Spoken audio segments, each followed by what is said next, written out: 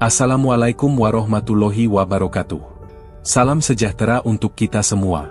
Terima kasih sudah hadir kembali di channel Selamat Untung, tempat di mana kisah-kisah nyata dan legenda mistis kami hadirkan dengan penuh rasa dan makna. Semoga Anda semua selalu diberi kesehatan, keselamatan, dan ketenangan dalam setiap langkah. Dukung terus channel kami dengan cara subscribe, like, dan aktifkan loncengnya, agar Anda tidak ketinggalan cerita-cerita pilihan yang akan terus kami sajikan. Mari kita mulai ceritanya. Senja di Poleang terasa berat. Kendaraan berat melintas di jalan rusak, roda mengaduk debu dan kerikil. Sungai Poleang tidak jernih. Airnya coklat dan berbau logam. Gudang pengepul emas milik Haji Andi Kusnadi ramai. Pintu besi terbuka tutup tanpa henti. Orang keluar masuk membawa karung. Suara mesin tidak berhenti sejak pagi sampai malam. Warga menutup jendela, tetapi suara itu tetap menembus dinding. Rani Nurlela menatap tumpukan anyaman yang belum laku. Harga rotan naik. Tangan perih karena serabut. Punggung pegal karena duduk lama. Keringat merayap di leher dan belahan punggungnya. Kain tipis menempel di kulit. Ia menarik napas dalam. Ia menegakkan badan, lalu menekan anyaman dengan telapak tangan yang hangat. Rani menahan gelisah. Ia butuh uang untuk makan dan untuk baju sekolah Rijal. Ia menunggu pembeli yang suka menawar sampai separuh harga. Seorang pedagang datang sore itu. Ia menilai barang tanpa sopan. "Saya ambil kalau harganya turun," katanya. Rani tetap tenang. "Saya sudah rugi di bahan," jawabnya. Pedagang tertawa kecil dan mundur. "Kalau mahal begini tidak ada yang mau," katanya. Rani menutup mulut rapat. Dadanya panas. Ia menahan diri agar tidak meledak. Pembeli pergi. Anyaman tetap menumpuk. Di Musyala Al-Ikhlas Boe Pinang, suara ngaji anak-anak terdengar jelas. Rijal duduk di barisan depan. Ia anak yang patuh. Setelah ngaji, jalan pulang gelap. Lampu jalan mati di beberapa titik. Warga malas mengantar karena mereka juga lelah. Rani melihat jam. Ia tidak mau memaksa orang menolong. Ia menunggu di depan rumah sambil menyiapkan minum hangat. Angin lembab menyentuh kulitnya. Ujung kain bergerak pelan di sekitar betis. Ia berdiri dan duduk bergantian karena gelisah.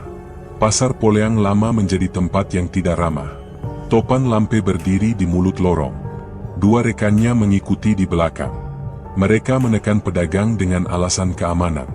Pedagang yang menolak dimaki. "Bayar iuran kalau mau aman," kata Topan. Seorang ibu penjual sayur gemetar saat menyerahkan uang kecil. Topan memutar tubuh dan menatap sekitar. Tatapannya tajam.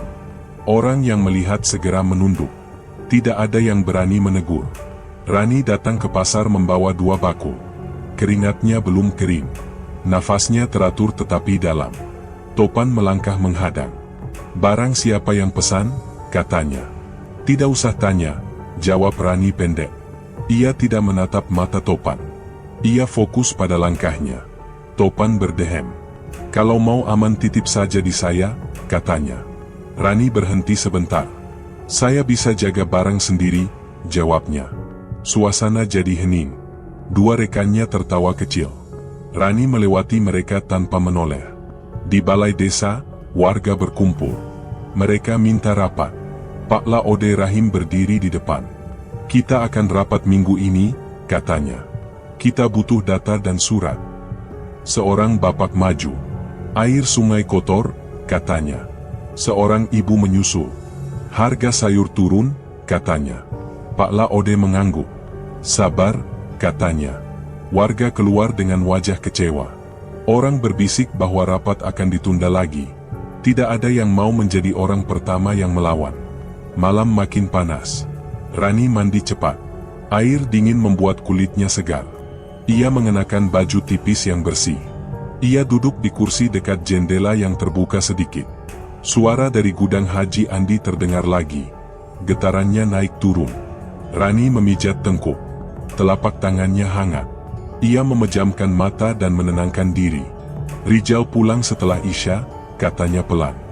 "Jangan lama di Musyala." Rani berdiri dan merapikan tempat tidur Rijal. Ia menyimpan baju yang sudah dilipat. "Besok pakai yang ini," katanya. Ia lalu kembali ke depan. Ia menatap jalan gelap yang sepi.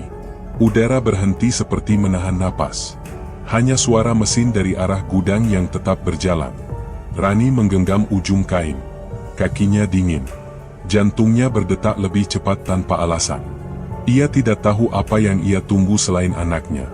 Malam terasa panjang dan tidak akrab. Ia menelan ludah dan tetap duduk menatap gelap. Malam yang terasa panjang itu belum bergerak sejak Rani duduk menatap gelap. Dadanya berdebar cepat. Kain tipis masih lembab di punggung. Ujung rambut menempel di tengkuk. Ia memegang gelas minum hangat yang sudah dingin. Jam di dinding lewat isya. Rijal tidak muncul di pintu. Telepon tetangga ia coba berkali-kali, layar menolak sambungan. Rani berdiri. Ia mengambil jaket tipis. Telapak tangannya dingin. Ia menutup pintu dan melangkah ke jalan yang sepi. Di lorong menuju musyala lampu padam di beberapa titik. Rani berjalan cepat. Kulitnya menggigil karena angin. Nafasnya terdengar sendiri. Di halaman musyala tinggal jejak kaki yang basah. Pintu samping tertutup. Ia memanggil pelan. Tidak ada sahutan. Seorang remaja dari barisan terakhir tadi lewat sambil menarik ransel. Rijal sudah pulang, katanya singkat. Rani menahan bahu remaja itu. Kapan? Tanyanya. Tadi setelah doa penutup, jawabnya. Rani melepas pegangan. Ada rasa mual di perut. Ia menoleh ke arah pasar. Di sana lampu masih hidup. Ia memutuskan ke sana. Pasar Poleang lama menutup lebih cepat dari biasa. Banyak kios menurunkan teralis. Isu perkelahian pekerja membuat semua orang ingin pulang. Rani menahan langkah ketika melihat Topan Lampe berdiri di mulut lorong. Dua rekannya ada di belakang. Hujan mulai rintik. Uap hangat dari tubuhnya bercampur udara dingin. Rani merapatkan jaket. Ia tetap maju. Topan mengangkat dagu. Cari siapa? Katanya. Anak saya, jawab Rani. Rijal belum pulang. Topan tertawa kecil. Anakmu suka berkeliaran. Jangan salahkan pasar. Rani menahan emosi. Jangan fitnah, katanya pendek. Topan melangkah setengah langkah mendekat. Aroma rokok menusuk. Kalau mau aman, pulang saja. Rani berdiri tegak. Kalau kamu tidak lihat, minggir. Dua rekannya tertawa pelan. Seorang pedagang yang baru menutup kios menoleh sebentar lalu menunduk. Rani memutar tubuh dan masuk lorong lain untuk menghindari Topan. Kios ponsel sudah gelap. Toko kelontong mengunci dari dalam. Rani mengetuk. Bu, saya Rani. Lihat Rijal, tanyanya. Dari balik pintu terdengar suara pelan. Maaf, saya tidak tahu. Ketukan lain di kios sebelah tidak dijawab. Hujan turun lebih deras. Lantai pasar licin. Rani hampir tergelincir ketika berbelok di tikungan. Dadanya sakit oleh cemas yang menekan. Ia menghubungi nomor tetangga lagi. Tetap gagal. Ia keluar dari pasar dengan napas cepat. Jalan ke arah sungai gelap. Air hujan menempel di kulit. Kain dalam jaket terasa dingin. Rani menahan kancing jaket dengan satu tangan dan melindungi dadanya dari angin. Jembatan tidak jauh. Suara air terdengar ramai. Ia berjalan hati-hati. Rijal, panggilnya. Suaranya serak karena dingin. Rijal, jawab. Hanya riuh air yang membalas. Ia menatap ke kiri dan kanan. Gelap merata. Hujan jatuh memantul di kayu jembatan. Rani mencondongkan tubuh dan menatap ke bawah. Tidak ada bayang yang ia kenal. Tidak ada sandal kecil di selapapan. Rani menepi dan memegang pagar jembatan. Telapak tangannya licin. Jantungnya makin kencang. Tolong lihat anak saya, katanya kepada dua pemuda yang lewat membawa helm. Mereka saling pandang. Maaf, kami harus pulang, kata yang satu. Di pasar ada preman. Kami tidak mau repot, kata yang lain. Rani mengangguk lemah. Ia melanjutkan menyusuri tepi jalan menuju tikungan yang biasa dilalui Rijal. Hujan mengaburkan pandang. Sandalnya berdecit. Pakaian dalamnya terasa dingin menempel di pinggul. Ia menggigit bibir untuk menahan gemetar. Di ujung jalan, seorang bapak keluar dari pos kecil menutup pintu gudang. Rani bertanya, Pak, lihat anak saya lewat. Bapak itu menggeleng. Saya sibuk memindahkan barang. Saya tidak lihat. Rani mengucap terima kasih. Kakinya lemas. Ia kembali ke arah pasar. Topan masih di sana. Rani hendak menyeberang, tetapi Topan melangkah menghadang lagi. Sudah. Pulang, katanya. Kalau anakmu bandel jangan salahkan orang lain. Rani menatap lurus. Jangan bicara sembarangan. Topan menunduk mendekat. Jangan tantang saya. Dua rekannya maju setengah langkah. Rani menelan ludah. Saya hanya mencari anak saya, ucapnya pelan namun tegas. Seorang penjaga kios dari jauh berteriak. Sudah malam. Tutup semua. Situasi tegang mereda tanpa hasil. Hujan belum berhenti. Rani berjalan pulang dengan kepala berdenyut. Bajunya berat oleh air. Ujung kain menempel di paha. Nafasnya pendek-pendek. Di setiap sudut ia berharap melihat bayang kecil, tetapi jalan kosong. Sampai di dekat rumah, lampu tetangga padam satu persatu. Ia berdiri di depan pagar beberapa saat dan menahan diri untuk tidak menangis keras.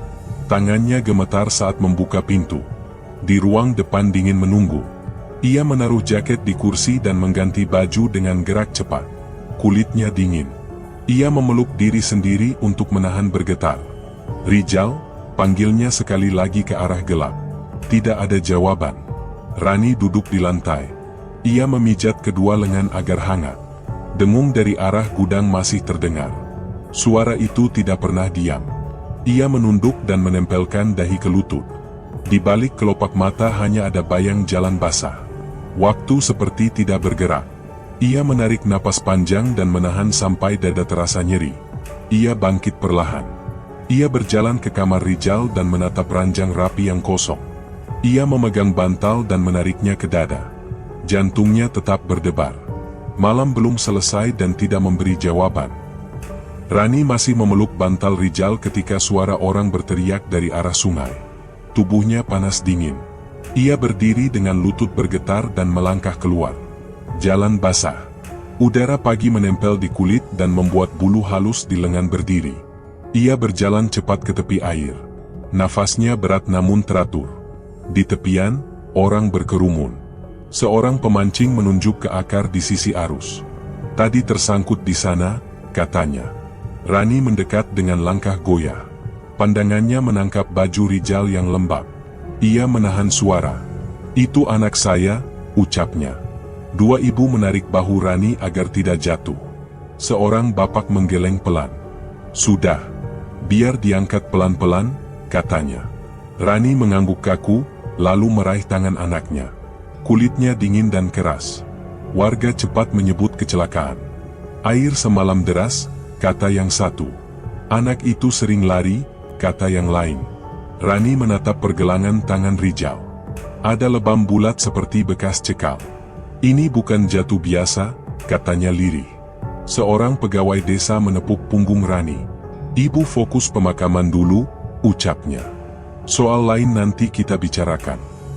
Rani menoleh. Saya minta penyelidikan, katanya. Pegawai itu mengalihkan pandang. Ada prosedur, jawabnya singkat. Mereka mengantar jenazah ke rumah. Kain kafan disiapkan. Rani membersihkan wajah Rijal dengan tangan sendiri. Sisa air menetes ke telapak. Ia menyisir rambut anaknya. Dadanya naik turun tidak stabil. Seorang tetangga berbisik. Sabar. Rani mengangguk tanpa menatap. Setelah semua siap, mereka membawa ke pemakaman. Langkah Rani pelan namun tegas. Ia tidak menangis keras. Siang itu di balai desa, warga berkumpul. Rani berdiri di depan meja kayu. Saya menolak sebutan kecelakaan, katanya jelas. Saya melihat lebam di tangan. Pak Laode Rahim mengangkat tangan memberi isyarat tenang.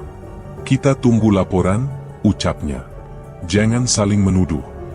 Seorang pemuda bersuara. Kalau menunggu, masalah makin hilang. Suasana memanas. Pak Laode menurunkan suara. Saya paham, katanya. Saya butuh data. Rani menatapnya. Saya akan bantu data, ujarnya. Menjelang sore, Haji Andi Kusnadi datang. Ia berdiri di halaman balai desa dan menyerahkan santunan di depan warga. Untuk meringankan, katanya. Beberapa orang bertepuk pelan. Rani menerima amplop tanpa bicara. Telapak tangannya berkeringat. Dari sisi jalan, beberapa pekerja mengangkat ibu jari kepada juragan. Seorang ibu berbisik pada temannya, "Orang baik." Rani menahan napas dan menatap lantai agar tidak terpancing. Di pasar, kabar baru menyebar. "Rijal bandel," kata seseorang. "Ia sering duduk di jembatan," kata yang lain. Seorang pedagang mendekati Rani. "Jangan ramai-ramai," ucapnya. "Kasihan keluarga." Rani menoleh pelan. "Anak saya tidak bandel," katanya. "Jangan sebarkan omongan." Pedagang itu mundur. Dua remaja tertawa kecil lalu kabur saat Rani memandang tajam. Keringat halus muncul di dada dan punggung. Rani merasa diperas oleh kata-kata yang tidak adil. Menjelang maghrib, rumah menjadi sepi. Rani duduk tegak di kursi. Baju dalamnya lembab oleh keringat. Ia mengganti dengan yang kering lalu menarik napas panjang. Tubuhnya lelah tetapi pikirannya menolak tidur. Ia mengingat lebam di tangan Rijal. Ia mengingat tatap topan tadi malam. Kulitnya merinding. Ia merasakan aliran darah naik turun dari leher ke dada. Sensasi hangat yang tegang merayap di tulang belikat. Ia berjalan mondar-mandir agar tenang. Rani mengambil anyaman yang belum selesai. Jari-jari bergerak otomatis. "Saya harus tahu," katanya pada diri sendiri. "Saya tidak mau diam." Telepon di meja ia ambil. Ia menulis 3 nama saksi yang ia ingat. Nafasnya mulai stabil. Dari luar, suara mesin masih ada. Getarannya tipis menembus dinding. Dingin di kulit reda oleh panas tubuh yang bekerja. Ketika azan terdengar, Rani berdiri di depan jendela. Ia tidak meneteskan air mata. "Rijal," ucapnya pelan. "Ibu akan cari." Ia menahan napas dan membiarkan dada berdegup. Detik berjalan lambat.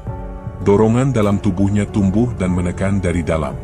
Hawa kamar tidak berubah, namun kulitnya tetap kesemutan. Rani menyentuh lengan sendiri agar tenang. Lalu ia duduk kembali dan menatap pintu yang tertutup rapat.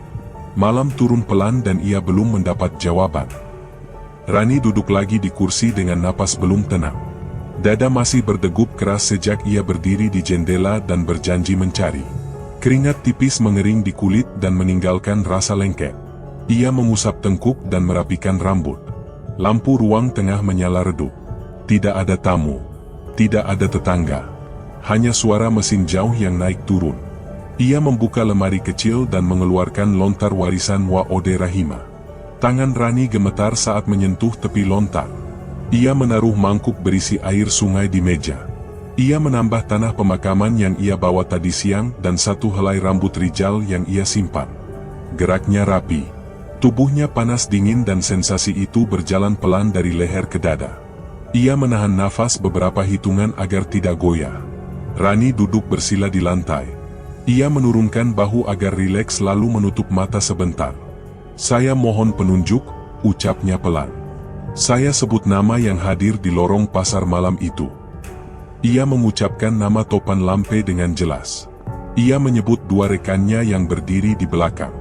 Ia menambah nama pegawai yang menutup kios saat ia mengetuk, dan nama pedagang yang tiba-tiba menolak bicara. Suara Rani stabil, tetapi jantungnya berlari. Ia menatap permukaan air. Tidak ada perubahan yang kasar. Tapi kulit lengannya terasa kesemutan seolah udara bergerak sangat pelan. Rani mengatur posisi duduk agar nyaman. Paha menempel pada kain tipis.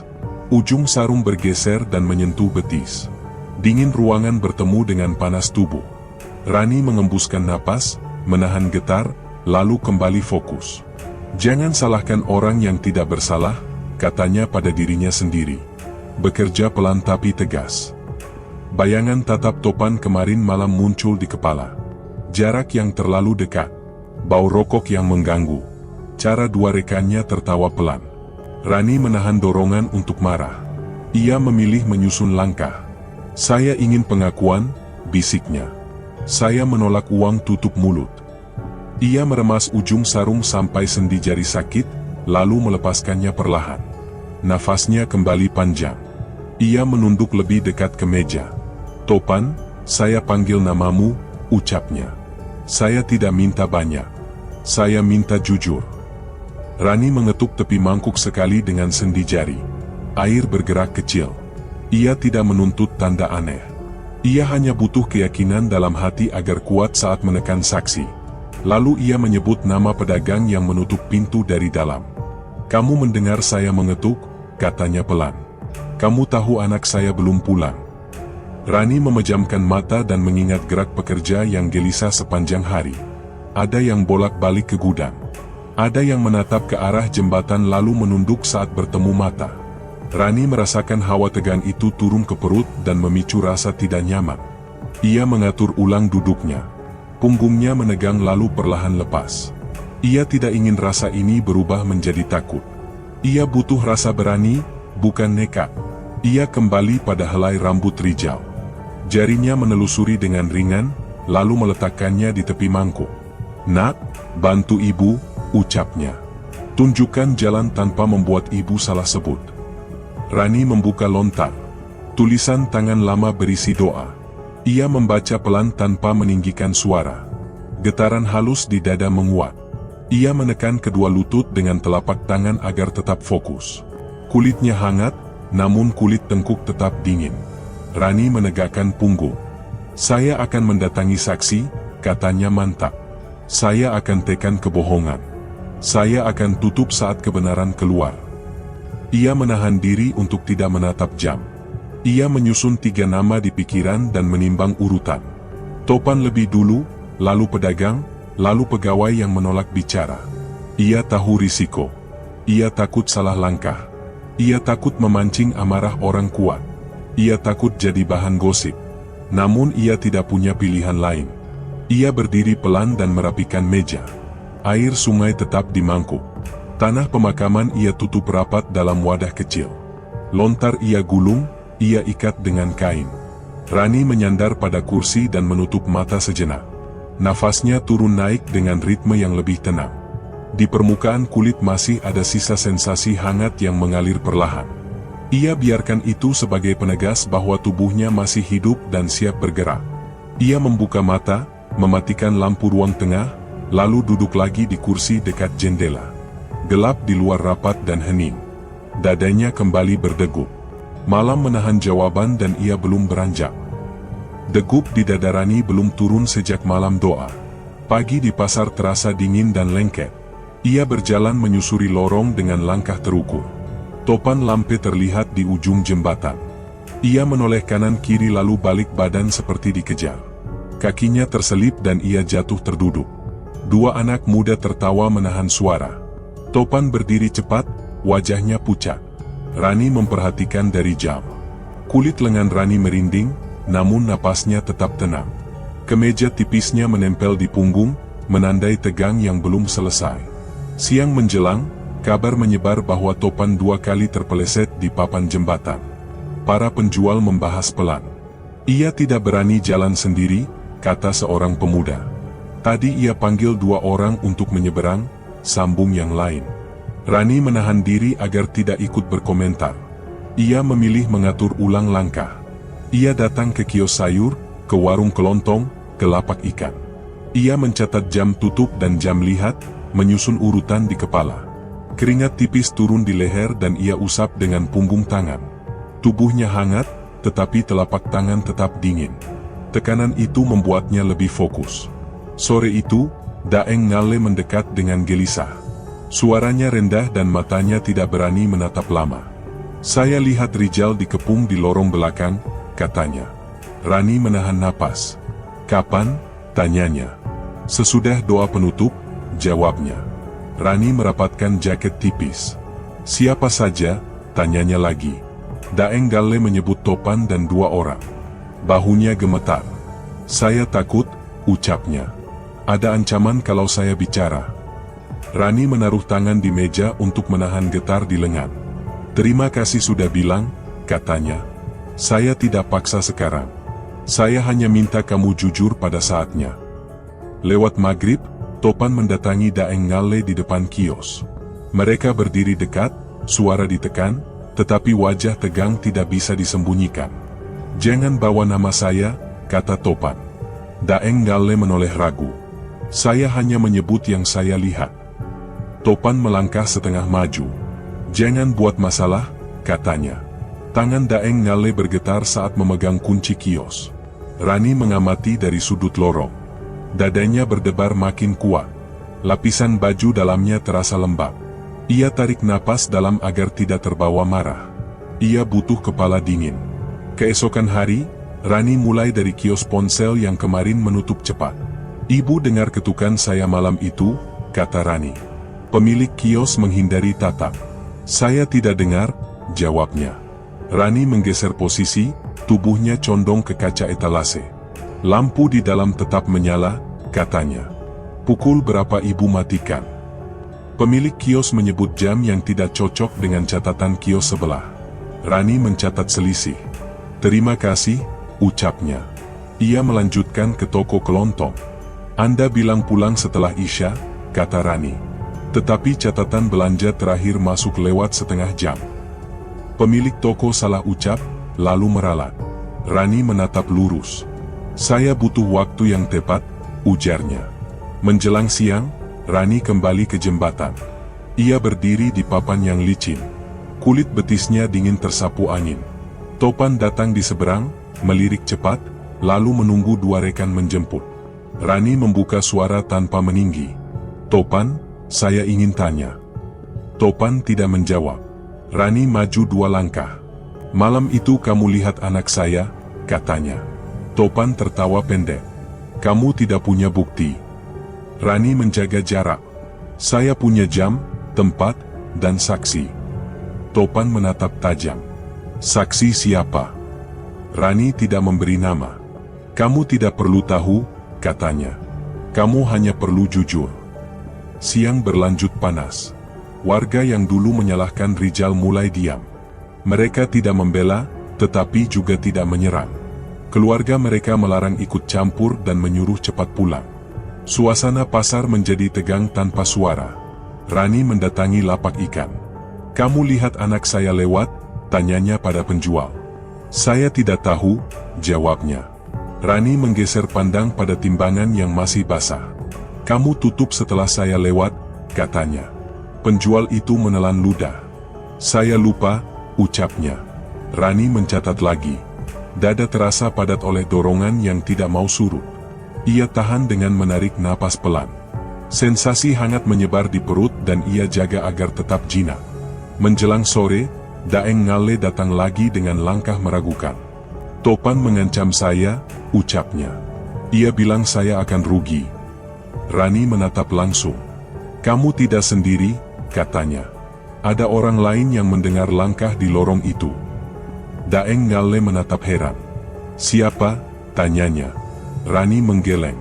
"Bukan urusanmu," ucapnya. "Fokus pada apa yang kamu lihat." Daeng Ngalle menghela napas. "Saya takut," katanya.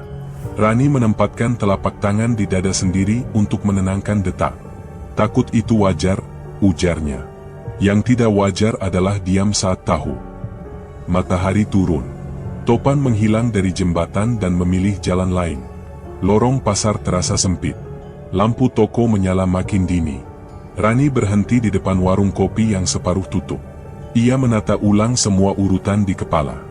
Jam, lokasi, wajah, gerak, dan selisih kata.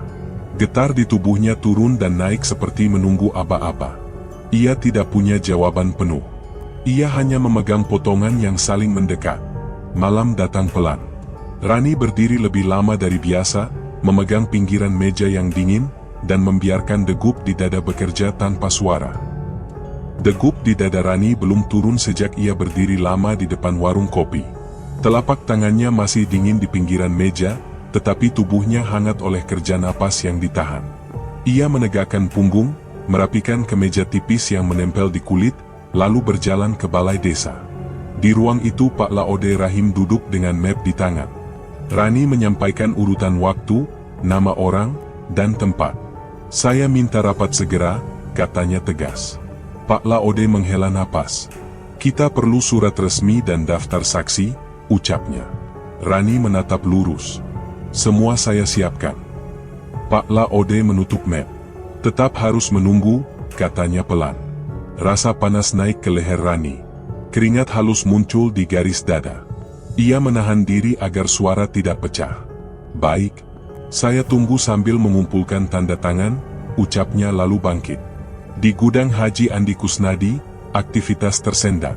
Pekerja berkumpul berpasangan, berbisik, dan melihat ke arah jembatan. Beberapa memutuskan pulang lebih cepat. Tukang angkut menolak lembur karena takut masalah di pasar. Pengawas menekan, tetapi hasilnya tidak banyak. Rani melewati pagar gudang dengan langkah mantap. Ujung kain bergeser di sepanjang paha, terasa lembab oleh udara. Ia menahan napas singkat dan kembali mengatur ritme jalan. Di kepalanya ada daftar nama yang harus ia temui. Ia tidak mau keluar jalur. Fokusnya adalah saksi, jam, dan tanda tangan.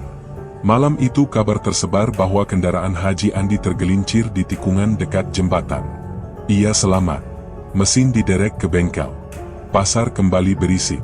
Seorang pedagang berkata pelan pada Rani. Mungkin ini peringatan, ucapnya. Rani menggeleng. Saya tidak bermain firasat, katanya. Saya butuh pengakuan.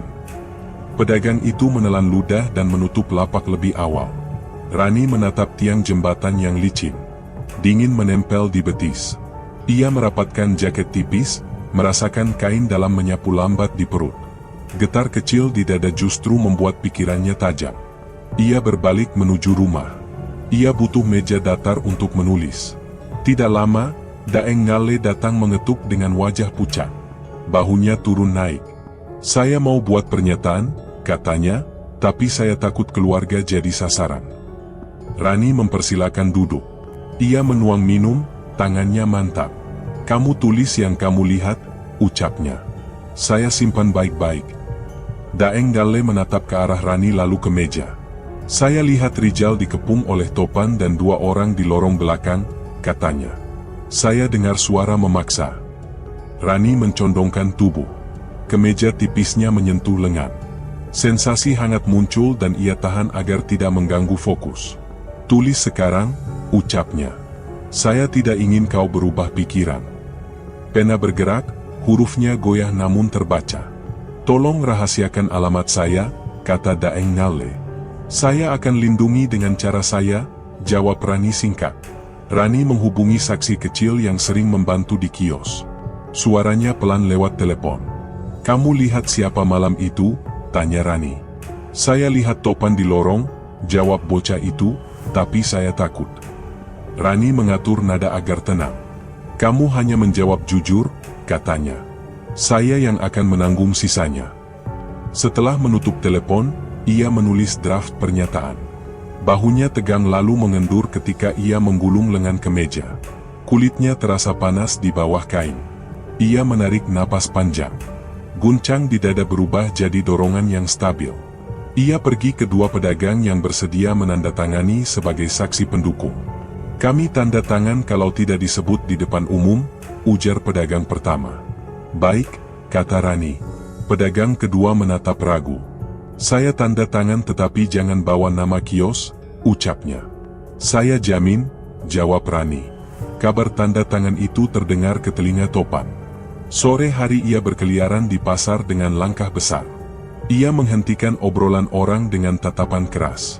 Di depan kios kelontong, ia memukul daun pintu dengan telapak tangan. Jangan mainkan nama saya, katanya keras.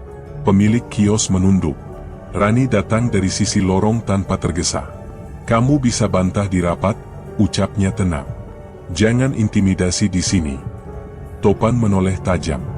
Kau yang cari perkara. Rani berdiri tegak. Saya cari kebenaran. 2 rekannya maju setengah langkah. Rani menjaga jarak. Napasnya sedikit cepat. Kemeja tipisnya menempel di punggung lagi. Detak jantung terasa kuat tetapi terkendali. Menjelang malam, Rani meletakkan map pernyataan di laci dan menguncinya. Tangannya bergetar kecil, bukan oleh takut, tetapi oleh tegang yang belum pergi. Ia duduk dan menyandarkan punggung. Udara kamar hangat. Kulitnya berkilat oleh sisa keringat. Di luar terdengar roda kendaraan lewat dan surut. Rani menekan kedua tangan di atas lutut agar degup di dada perlahan turun. Ia memejamkan mata sejenak, lalu membuka lagi. Tidak ada jawaban baru. Hanya langkah yang sudah ia siapkan. Malam berdiri di luar jendela. Rani tetap duduk dengan napas teratur, memeluk rencana tanpa suara, dan menahan rasa yang mengembang di dalam tubuh sampai saatnya ia berdiri lagi. Map pernyataan masih terkunci di laci ketika Rani berdiri di tepi lorong pasar. Napasnya teratur tetapi dalam. Kemeja tipis menempel di punggung. Telapak tangan dingin menyentuh sisi meja. Topan muncul di depan kios kelontong. Wajahnya tegam. Rani maju 2 langkah. Suasana diam. Lampu kios bergetar kecil seperti menahan udara. Rani membuka suara tanpa meninggi. "Kamu di mana setelah doa penutup?" Topan menatap kiri kanan. "Saya di lapak ikan." Rani tidak berkedip. "Jam berapa kamu tutup?" Topan menyebut waktu yang tidak cocok. 2 pedagang saling pandang. Rani bergerak setengah mendekat. Dada terasa padat. "Saksi bilang kamu di lorong belakang," katanya. "Jawab jelas." Topan menarik napas pendek. "Saksi bohong." Rani mengangkat telapak tangan agar ia diam. "Saya punya catatan. Ada selisih waktu dan gerak yang tidak cocok." Kulit lengan Rani merinding.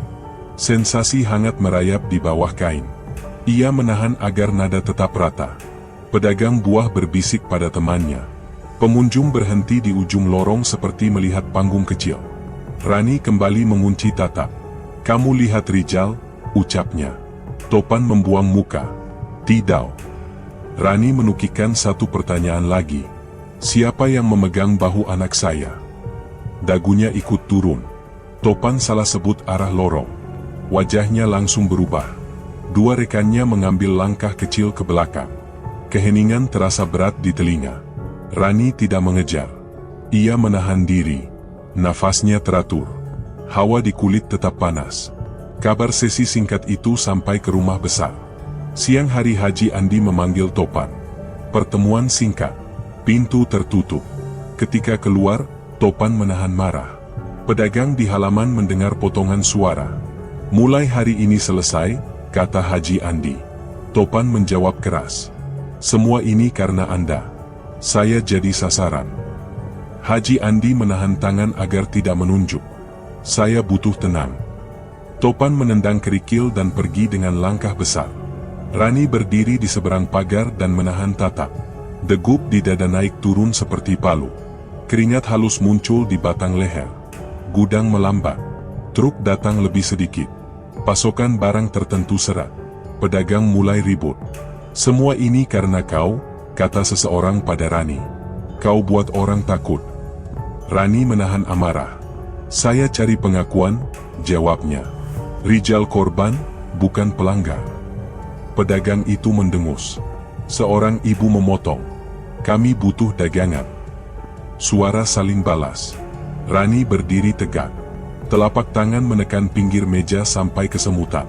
Kemeja menempel di dada. Hawa hangat mengalir turun perlahan dan ia kendalikan. "Kalau ada yang tidak setuju, bicara sekarang," katanya. Tidak ada yang maju. Hanya gumam yang memecah ruang. Menjelang sore, angin membawa dingin ke lorong belakang. Kertas nota di paku papan bergoyang pendek. Rani menghitung lagi urutan jam di kepala.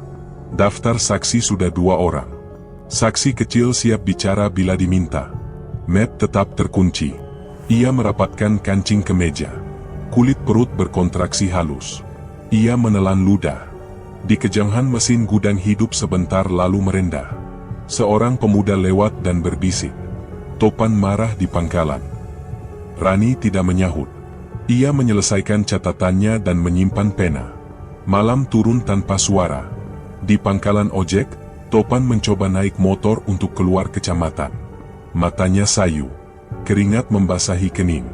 Ia melangkah goyah lalu pingsan di bangku kayu. Orang berkerumun. "Tolong ambil air," kata seorang tukang ojek. "Kenapa dia?" tanya yang lain. Tidak ada yang tahu. Rani mendengar kabar saat menutup jendela. Dadanya bergerak cepat sehingga kemeja terangkat dan turun. Ia berdiri diam di tengah kamar. Tangan memegang lengan sendiri agar hangatnya stabil. Tidak ada sorak di hati. Tidak ada lega. Hanya tekanan yang belum bubar. Ia kembali ke laci dan menyentuh kunci. Map masih di dalam. Napasnya melambat. Kehangatan di bawah kulit mengembang dan menyusut seperti gelombang kecil. Rani menata letak kursi. Ia duduk teliti. Punggung menempel pada sandaran. Pundak diturunkan. Degup jantung tetap terasa. Lorong pasar sudah sepi, tetapi sisa langkah dan bisik masih melekat di telinga. Rani menutup mata satu tarikan napas. Ia membuka lagi. Tidak ada jawaban baru. Hanya nama yang tidak bisa lari dan catatan yang menunggu rapat. Malam menahan kata di ambang bibir. Rani menutup laci kembali dan membiarkan jantung bekerja dalam diam. Pagi mengambil alih diam yang masih tersisa di dada Rani. Ia berdiri lama di depan jendela ketika kabar datang seperti dorongan keras. Orang berlari ke tepi sungai. Di dekat Trembesi, Haji Andi Kusnadi ditemukan meninggal. Rani menarik napas pelan. Kulit lehernya terasa hangat lalu dingin bergantian. Ia merapikan kemeja yang menempel di punggung dan melangkah keluar. Jalan basah sisa malam membuat langkahnya hati-hati. Degup jantungnya teratur namun berat, seolah tubuh menolak percaya dan pikiran menolak berspekulasi. Di lokasi, garis kuning dipasang. Polisi mencatat nama. Wajah para pekerja tegang. Pedagang berkerumun sambil berbisik. Seorang polisi menyodorkan buku catatan. Nama dan alamat, katanya. Rani menyebut dengan jelas. Saudara hubungan apa? Tanya polisi lain. Tidak ada. Saya warga yang melapor konflik pasar, jawab Rani. Beberapa ibu menatapnya tajam. Seorang pria menyentil kata-kata. Kalau bukan karena kau, pasar tidak rusuh. Rani menoleh sebentar. Saya tidak menuduh siapapun, ucapnya tenang. Saya hanya meminta keterangan yang jujur. Polisi meminta semua mundur. Rani menahan diri untuk tidak ikut arus emosi. Telapak tangannya dingin di sisi paha. Kain dalamnya lembab oleh keringat yang belum kering. Ia berdiri tegak dan menunggu giliran dimintai keterangan. Balai desa penuh. Pak Laode Rahim duduk di depan dengan wajah letih. Kami bentuk tim penertiban, katanya. Mulai dari iuran pasar dan jalur pembuangan. Seorang pedagang memotong. Audit sekarang, ucapnya. Jangan ditunda. Seorang yang lain menunjuk Rani. Dia pemicu, katanya. Suhu ruangan naik. Rani menjawab pendek. Rijal anak saya, ucapnya. Saya cari pengakuan. Pak Laode mengetuk meja pelan. Kita bicara bergiliran, katanya. Polisi juga akan minta keterangan kalian. Rani duduk kembali.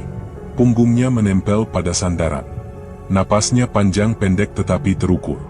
Getar di perutnya menekan naik lalu turun. Ia jaga agar tidak pecah. Siang bergeser. Polisi memanggil lurah, beberapa pedagang, dan para pekerja. Satu persatu memberi keterangan. Topan masuk ruangan terpisah dengan tatap liar. Kabar beredar di koridor. Daeng Galle mendekat pada Rani dengan wajah pucat. Saya tanda tangan sekarang, katanya pelan. Saya lihat Rijal dikepung. Rani mengangguk. Kita lakukan di meja sebelah, ucapnya. Mereka menulis cepat. Tangan Daeng Galle bergetar. Keluarga saya, gumamnya. Rani menjaga nada. Saya simpan di map. Saya tidak sebut alamat. Setelah tanda tangan, mereka berpisah tanpa banyak bicara. Polisi memanggil nama Topan lagi. Wajah pasar menegang tanpa suara. Sore hari, keluarga Haji Andi mendatangi balai desa. Seorang anggota keluarga bicara datar. Kami ingin urusan cepat agar tidak melebar, ucapnya. Jangan ada kabar berlebihan. Pak Laode mengangguk. Kami jalankan prosedur, katanya.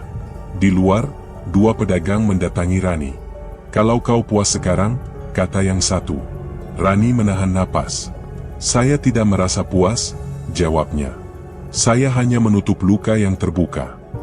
Mereka menatap tajam lalu pergi. Rani berdiri sendiri di tangga. Angin sore menyentuh kulit lengannya dan memicu merinding tipis. Tubuhnya hangat tetapi tenang.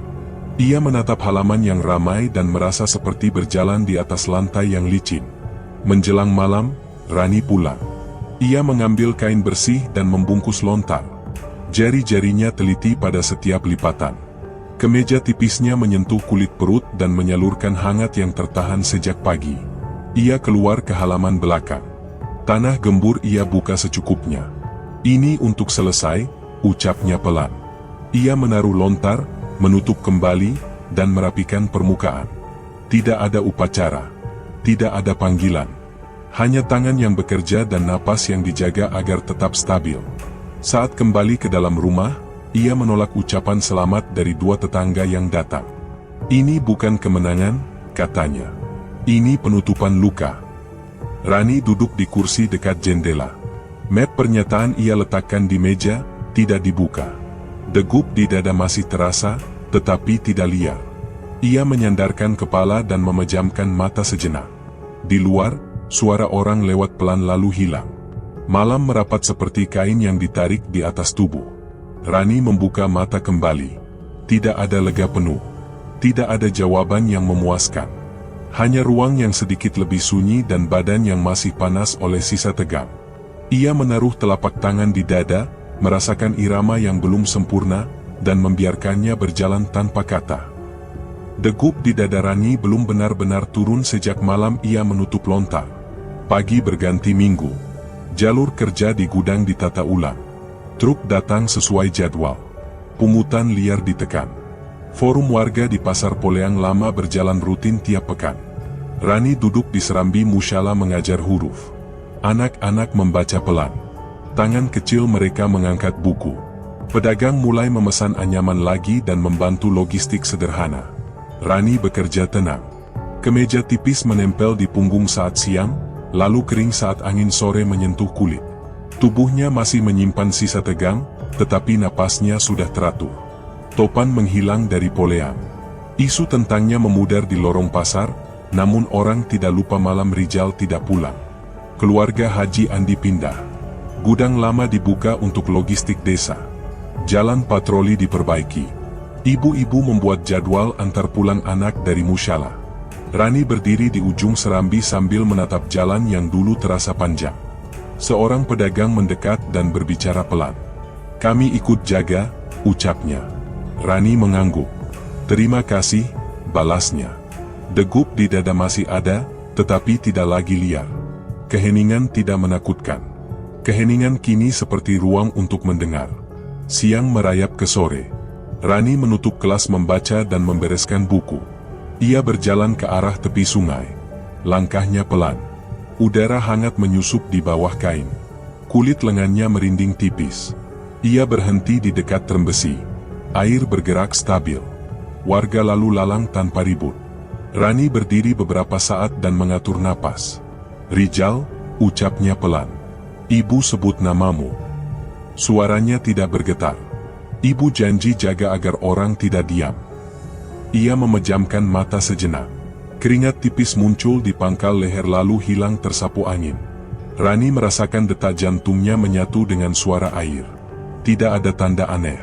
Tidak ada teriakan. Hanya tubuh yang mengingat, dan air yang menerima. Dua remaja menghampiri untuk minta jadwal jaga. "Besok kami giliran," kata yang satu. "Baik," jawab Rani. "Jangan pulang sendiri." Seorang ibu membawa termos dan menaruh gelas di dekat akar. "Minum dulu," katanya. Rani tersenyum tipis. "Terima kasih." Ia mengangkat gelas. Hawa hangat mengalir dari dada ke perut. Bukannya lega penuh, melainkan rasa padat yang pelan-pelan turun. Ia memandang sungai lagi. "Rijal," ucapnya sekali lagi. "Nama ini tetap saya panggil." Air bergerak tanpa suara besar. Rani tidak menunggu jawaban. Ia hanya berdiri tegak, membiarkan tubuhnya meresap sore sampai napasnya benar-benar stabil. Saat matahari condong, Pak Laode Rahim datang meninjau jalan patroli. Ia berhenti beberapa langkah dari Rani. "Forum berjalan," katanya. "Gudang sudah ikut aturan." Rani menoleh. "Pertahankan," balasnya. "Jangan menunda." Pak Laode mengangguk. "Kami belajar," ucapnya. Ia pergi tanpa pidato. Lorong pasar menutup pelan dengan ritme yang wajar. Tidak ada sorak, tidak ada pengumuman. Yang ada hanya kerja yang terus dilakukan. Rani menuruni tepi sungai hingga air menyentuh ujung sandal. Sudah, katanya kepada diri sendiri. Cukup. Ia mengangkat dagu. Dada mengembang dan mengecil dengan tenang. Kalau ada anak memanggil, kita jawab, ucapnya. Kalau ada yang takut bicara, kita dampingi. Ia menengok terembesi, lalu menatap arus. Nama itu sudah kembali ke tempatnya. Malam turun tanpa suara. Rani pulang dan mematikan lampu satu persatu. Di kamar kecil yang rapi, ia merapikan baju Rijal yang tersisa. Ia tidak menangis. Ia meletakkan baju itu di rak teratas dan menutup pintu lemari. Tidurlah, ucapnya pelan. Dada terasa panas lalu dingin, lalu tenang. Di luar, sungai berjalan seperti biasa. Di dalam, satu nama tetap menyala tanpa suara. Rani memeluk dirinya sebentar, menahan satu hembus napas panjang, lalu duduk. Tidak ada yang perlu dijelaskan lagi. Desa sudah tahu cara berdiri. Dan seorang ibu sudah menutup luka dengan tangannya sendiri. Terima kasih sudah menyimak sampai akhir. Terima kasih karena berani tinggal bersama cerita ini, menahan degup, menatap gelapnya, dan tetap memilih berpihak pada yang benar. Semoga kisah ini mengingatkan kita untuk tidak diam saat ada yang disakiti, dan tidak mundur ketika suara kita dibutuhkan. Kalau kamu merasa cerita ini menyentuh sesuatu di dada, jaga baik-baik, jadikan keberanian itu kebiasaan, jadikan empati itu tindakan. Terima kasih untuk waktu, perhatian, dan napas yang kamu titipkan di setiap adegan. Sampai jumpa di kisah berikutnya. Tetap sehat, tetap peka, dan tetap bersama kebenaran. Wassalamualaikum warahmatullahi wabarakatuh.